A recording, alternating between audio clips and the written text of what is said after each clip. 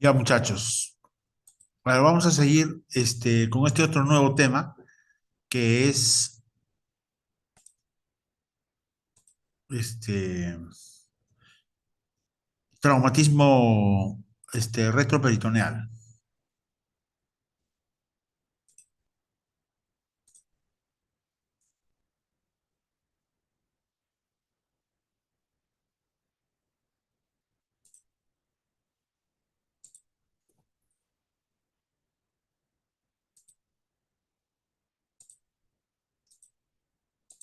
Ok. Bueno, el traumatismo retroperitoneal, vamos a hablar un poquito de, así como de generalidades de lo que es lo que representa el traumatismo retroperitoneal, ¿no? Aproximadamente tiene una frecuencia de 10%, las tasas de mortalidad son mayores. El manejo de esta patología es variable, es muy variable. La zona 2 es la más afectada, luego viene la zona uno, viene la zona 3, ¿ok? Los traumatismos cerrados tienen una incidencia de 12% que se diagnostican generalmente con TAC en pacientes estables hemodinámicamente, ¿ok? El riñón es el más afectado, luego viene el páncreas, la aorta, ¿ok? Los traumas penetrantes más frecuentes son en el hígado y en el colon, y seguido de lesiones vasculares y de páncreas.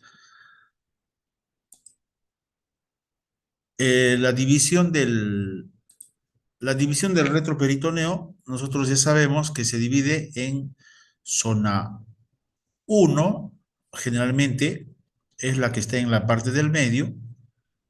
La zona 2 son las zonas laterales, ¿no? La zona 2 y la zona 3 es la región de la pelvis, ¿ya? Uy, ¿qué pasó con mi borrador? No, no se quiere borrar. ¿Por qué?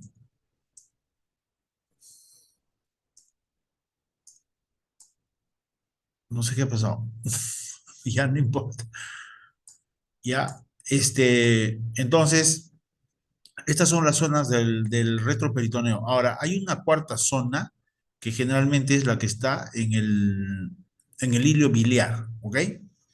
Esas son las cuatro zonas del retroperitoneo, ¿ya? Ahora, la zona uno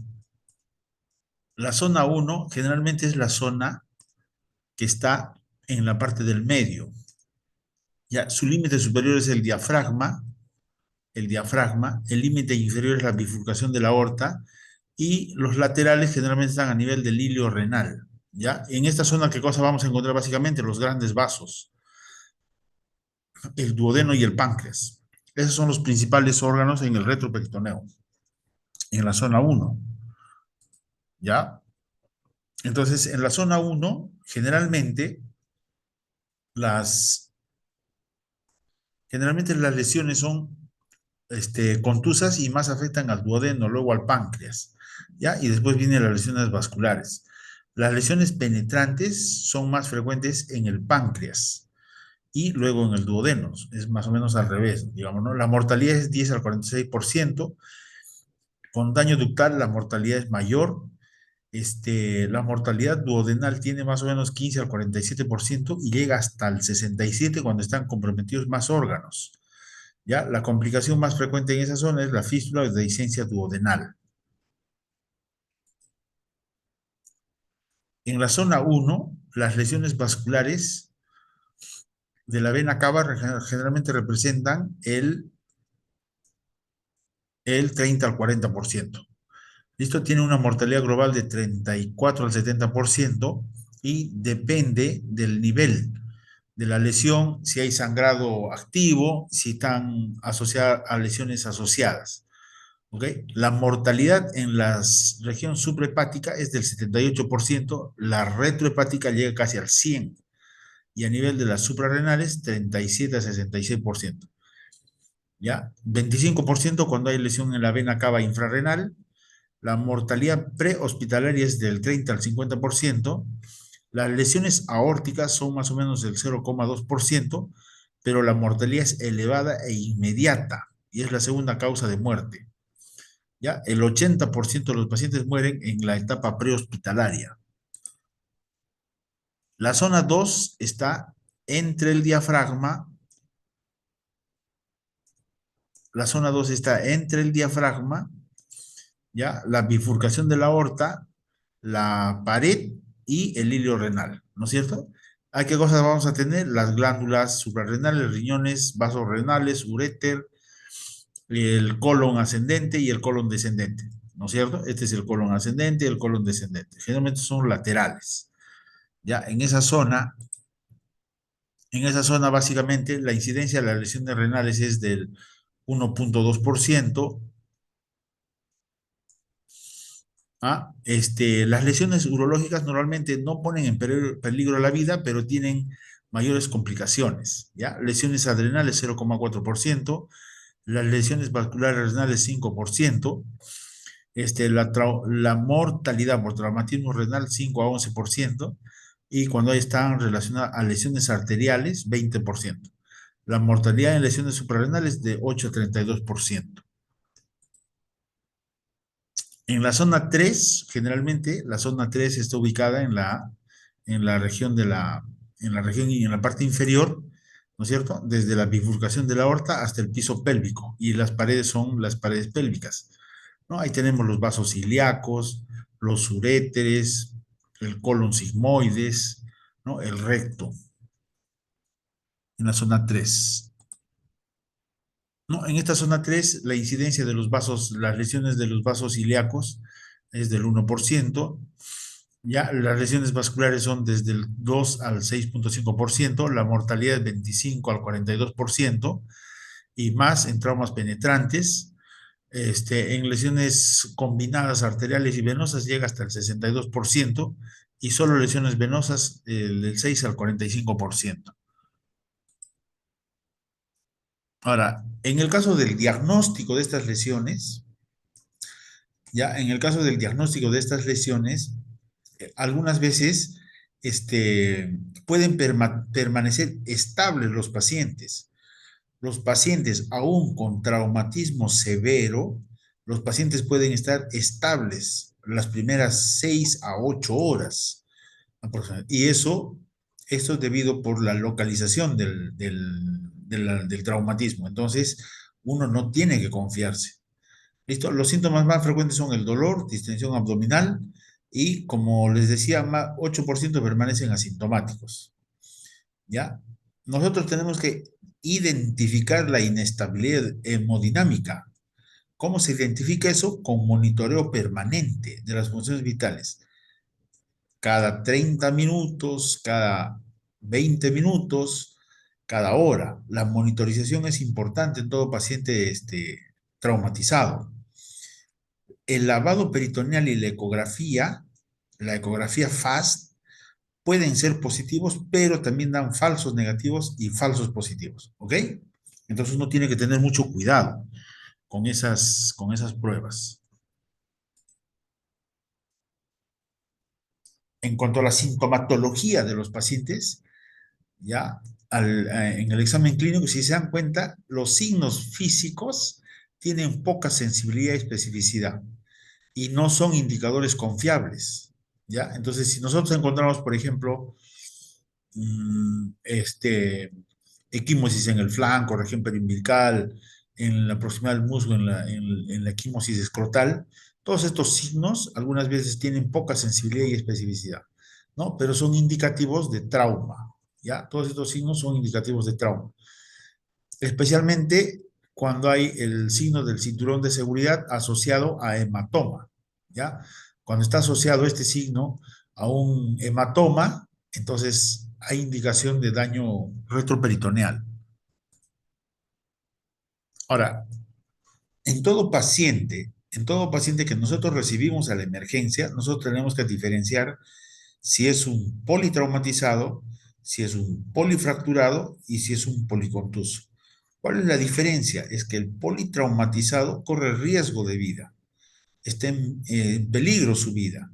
¿Listo? Entonces, es importante identificar a todo paciente politraumatizado. Los pacientes polifracturados pueden tener varias fracturas, pero no tienen lesiones que comprometen la vida inmediatamente, por lo menos. ¿No? Es importante identificar qué es un politraumatizado. Y el policontuso obviamente son pacientes con múltiples heridas, lesiones que no corren riesgo de vida. Entonces, recuerden que los politraumatizados son pacientes en los que está en riesgo su vida. Ahora, estos politraumatizados inicialmente están estables. ¿Ya? El hecho de que un paciente esté estable no quiere decir que sea un policontuso. ¿Ok?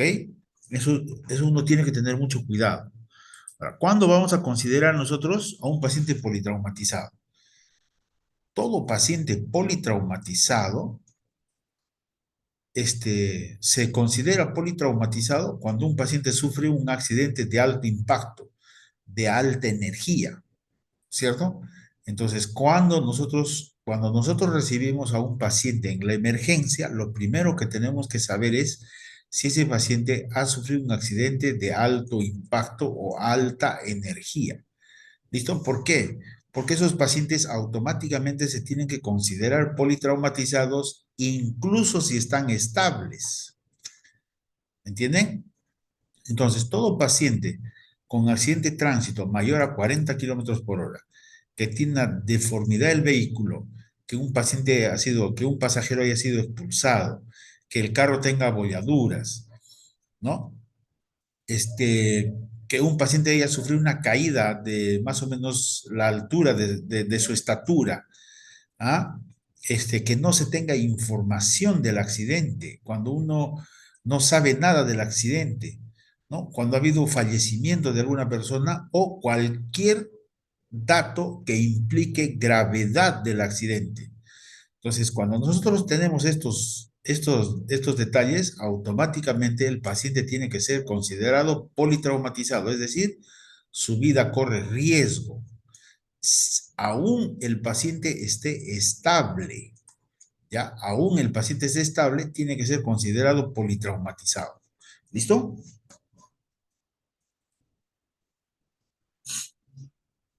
Entonces, los traumatismos de alta energía suelen provocar lesiones estructurales, suelen ocasionar lesiones tisulares, bioquímicas y consumen gran cantidad de energía. ¿Listo? Eso es lo que ocasiona un trauma de alta energía. Cuando hablemos de respuesta metabólica al trauma, vamos a hablar un poco con más detalles. Ahora, todo paciente politraumatizado tiene una distribución trimodal. Eso es lo que nosotros sabemos, ¿no es cierto? Se producen muertes inmediatas, muertes tempranas y muertes tardías. Las muertes inmediatas generalmente son el 50% y generalmente ocurren en el lugar del accidente. Generalmente es por daño cerebral, del tronco cerebral, de la médula, daño cardíaco, ruptura de grandes vasos, ¿no? Son pacientes que fallecen en el lugar del accidente. Las muertes tempranas generalmente se dan minutos o en las primeras horas de sufrir el accidente, ¿no? Cuando son traumatismos severos. Las muertes tardías se dan generalmente semanas después, generalmente asociado a lesión multiorgánica o sepsis, ¿ok? Sepsis es el 20% de los casos. Esta es la distribución trimodal del traumatismo que nosotros ya sabemos. ¿Ok? Toda lesión, todo traumatismo produce una respuesta inflamatoria sistémica, ¿no? El famoso SIRS. ¿Cuáles son los criterios de SIRS? El aumento de la frecuencia cardíaca, el aumento de la frecuencia respiratoria, disminución del sensorio, ¿no es cierto? Esos son criterios de leucocitosis, esos son los criterios de SIRS, ¿no? Y normalmente esta respuesta inflamatoria, esta liberación descontrolada de mediadores de inflamación, ¿no? Causan daño tisular, insuficiencia multiorgánica, ¿no es cierto? Y generalmente se inician después de una lesión estructural como una quemadura, hipovolemia por una hemorragia, un riesgo tisular por hipoxia, infección, inanición, medicamentos, solución, etcétera, etcétera, producen una respuesta inflamatoria sistémica. Ahora, en todo paciente politraumatizado, nosotros En todo paciente politraumatizado, nosotros tenemos que utilizar el sistema ABC, ¿no es cierto? Entonces, nosotros tenemos que siempre hacer una evaluación primaria, una evaluación secundaria y una evaluación terciaria. ¿Por qué es importante eso? Porque normalmente existen lesiones primarias, lesiones secundarias, lesiones terciarias y lesiones inadvertidas. ¿Ok? Es importante seguir esta secuencia, ¿no es cierto? Entonces, en la evaluación primaria, todo paciente politraumatizado tiene que evaluarse en el sistema A, B, C, D, ¿no es cierto? Permeabilidad de la vía aérea, la ventilación, la circulación, el déficit neurológico y hay que exponer al paciente, hay que examinarlo completamente. ¿Listo? Una vez que nosotros hemos hecho una evaluación primaria, nosotros tenemos con qué continuar haciendo una evaluación secundaria. ¿Ya? En la evaluación secundaria es importante hacer análisis de sangre, imágenes y todos los estudios que se tengan a la mano. De todos los análisis, todo paciente politraumatizado tiene que contar con radiografía de columna cervical lateral, radiografía de tórax y radiografía de pelvis. Ya, esas son las principales imágenes que no tienen que faltar en un paciente politraumatizado. ¿Qué laboratorio es importante? El análisis más importante que nosotros tenemos que tener es el grupo sanguíneo y factor. ¿Listo? Porque los pacientes pueden requerir transfusión de sangre, además del hematocrito y el examen de orina. ¿Ya? Esos son los tres principales análisis que un paciente no tiene que faltar. ¿Listo? Y de las imágenes es importante la ecografía FAS, ¿no es cierto? La ecografía FAS o la EFAS, que quiere decir EFAS extendida. Es que no solamente vamos a ver líquido en la cavidad abdominal, en la extendida también se ve tórax y pericardio. ¿Listo? Entonces, estos son los análisis que se tienen que pedir inmediatamente en una evaluación secundaria y luego se hace una evaluación terciaria donde ya se complementan estudios para definir el diagnóstico definitivo, ¿no es cierto? Tomografía, resonancia, angiografía, etcétera, etcétera, etcétera. ¿Listo? Entonces, todo esto es importante, ¿por qué? Porque nosotros tenemos que tener en cuenta que las lesiones primarias son ocasionadas por el traumatismo directo. ¿Listo? Como consecuencia de ese traumatismo directo se va a producir una lesión secundaria. Es decir, por ejemplo, el traumatismo abdominal puede ocasionar un sangrado. ¿Listo? El sangrado puede ocasionar un shock. ¿Listo? Que sería una lesión terciaria. Entonces, la lesión terciaria es peor que la secundaria y la secundaria es peor que la primaria. ¿Listo? Y además, en estos pacientes, muchas veces las lesiones inadvertidas que son peores que la terciaria, no son fáciles de identificar. ¿Listo? Entonces pueden pasar desapercibido lesiones inadvertidas, especialmente en el retroperitoneo. ¿Listo? Entonces uno tiene que tener mucho cuidado, especialmente con estas lesiones inadvertidas. Para evitar todo esto, es importante seguir la secuencia de la evaluación primaria, secundaria y terciaria. ¿Listo?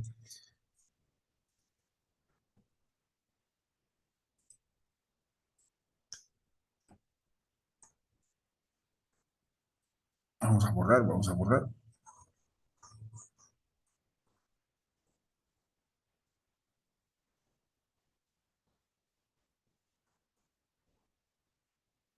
Ya, vamos a seguir. Entonces, en todo paciente que nosotros vamos a recibir, lo que tenemos que hacer es identificar a un paciente politraumatizado. Todo paciente con una lesión de alto impacto o lesión de alta energía es un politraumatizado, incluso si el paciente está estable. ¿Listo? Eso no te garantiza nada. Si el paciente es estable y tiene lesión de alto impacto, es un politraumatizado. ¿Listo? En esos pacientes se hace el ABC. El ABC. Nosotros ya sabemos qué es el ABC. A, B, C, D, E. ¿Listo? Entonces, una vez que nosotros hemos hecho el ABCD, nosotros tenemos que considerarlo politraumatizado. todo paciente politraumatizado tiene que entrar a una unidad de monitoreo, sea una unidad de shock trauma, sea una unidad de observación, sea UCI, y si no hay nada de eso, al pie de la cama. Al pie de la cama, una hoja de monitoreo cada 15 minutos, cada 30 minutos, dependiendo de la gravedad. La monitorización de los pacientes es la única manera de evitar que un paciente politraumatizado haga la cascada de la muerte. ¿Listo? ¿No? Que entre en un estado de shock, un shock refractario, falla multiorgánica y muerte. ¿Listo? Esa es la única manera de evitar esa cascada, es la monitorización. Como les dije, puede ser en shock trauma, puede ser en un cuarto de observación, puede ser UCI o al pie de la cama, en el pasillo, donde sea, pero la monitorización no debe faltar en todo paciente politraumatizado.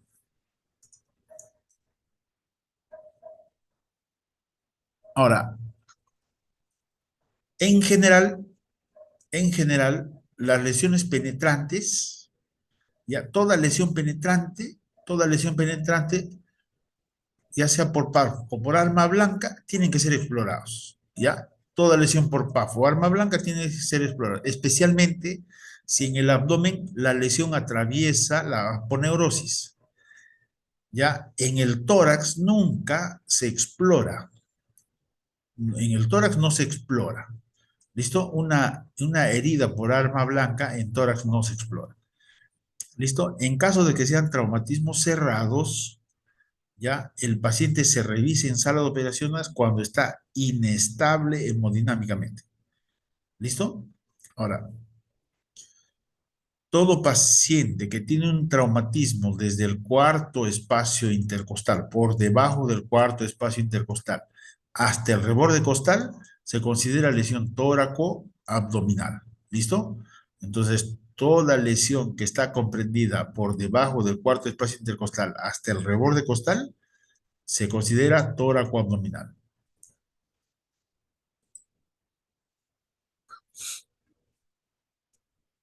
Ahora, específicamente, estas lesiones duodenales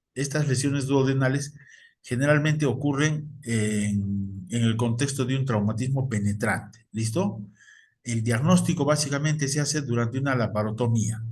Pero ¿qué nos hace sospechar de una lesión duodenal? La presencia de líquido, bilis, crepitación o aire en el retroperitoneo, hematoma, retroperitoneal o perirenal, necrosis grasa, edema peripancreático, ¿no es cierto? Entonces son datos que nos hacen sospechar de una lesión duodenal. ¿Ya? Entonces, toda evaluación del paciente politraumatizado tiene que ser en base o con base, perdón, a las especificaciones del ATLS. ¿Listo? Básicamente, el manejo quirúrgico se basa en tres puntos. Control de la hemorragia, control de la contaminación gastrointestinal y finalmente la revisión de la cavidad abdominal con fines diagnósticos, ¿no es cierto? Identificando lesiones inadvertidas. Todo paciente con traumatismo abdominal es sometido a una cirugía de control de daño. ¿Listo? Cirugía de control de daño.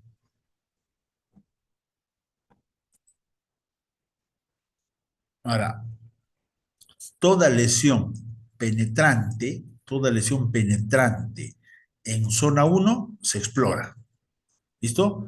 Cualquier lesión penetrante. Generalmente las lesiones penetrantes se exploran. ¿Listo? Porque normalmente hay sospecha de lesión vascular. Y en esa zona hay segmentos viscerales en los que no se puede utilizar tratamientos mínimamente invasivos. ¿Listo? Entonces, en estos casos, en las lesiones penetrantes, la indicación es exploración de la cavidad abdominal. En la zona 2, en la zona 2, uy, se me fue. ¿Qué me pasó?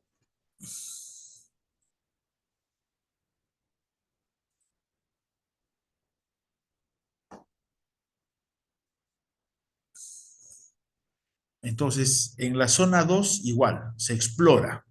¿Listo? Las lesiones en la zona 3 también se exploran, porque generalmente las lesiones penetrantes tienen riesgo de lesión de vasos especialmente, ¿no? Y en la zona 2 es importante la movilización del colon, ¿listo? Es importante la movilización del colon, ¿no? Hemos hablado de la maniobra de Cattell o la maniobra de Mattox.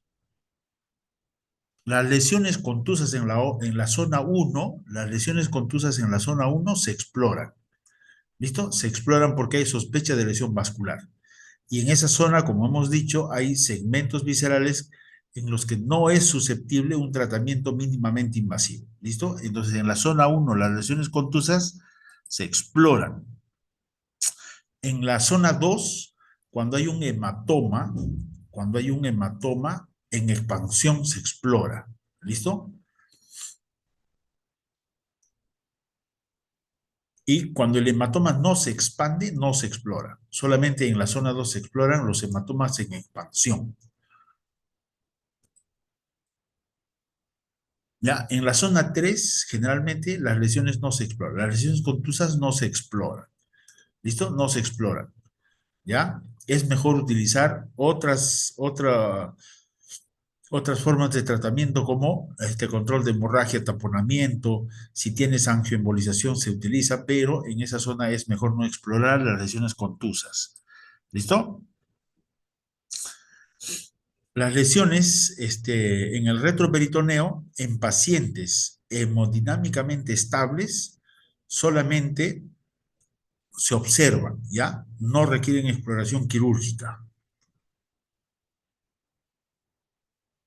Estas son las indicaciones de tratamiento no quirúrgico, ¿no es cierto? ¿Ya? La lesión vascular mínima, las lesiones vasculares mínimas, lesiones renales, que son estables, las lesiones suprarrenales, lesiones menores de duodeno y páncreas, generalmente uno las puede observar. ¿Listo? El tratamiento incluye control del dolor, exámenes abdominales seriados, exámenes de laboratorio seriados, exámenes de imagen y seguimiento, según lo que a necesidad del paciente. ¿Listo? Listo, muchachos. No sé si tienen alguna pregunta. Igual, si tienen alguna pregunta, pueden, ¿cómo se llama? Me pueden escribir por interno. Me parece que en un momento se me va a cortar la transmisión, así que me pueden escribir por interno cualquier consulta, cualquier cosa.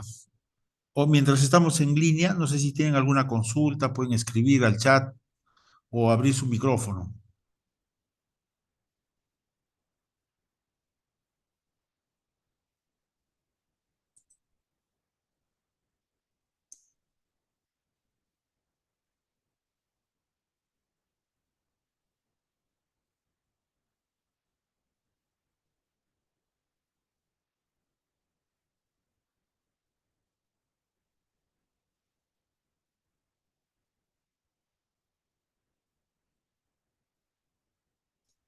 Ya, muchachos. Entonces, nos vemos. eh, si todo va bien, el día de mañana tenemos de nuevo igual clases, ¿ok? Entonces, nos vemos. Hasta pronto, muchachos, que les vaya bien.